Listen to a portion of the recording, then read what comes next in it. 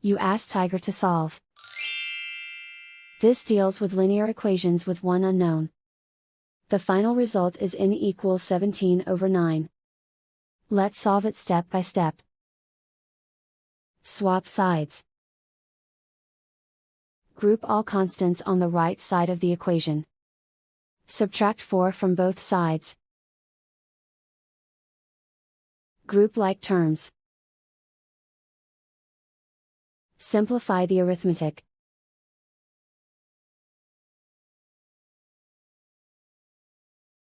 Isolate the n. Divide both sides by 9.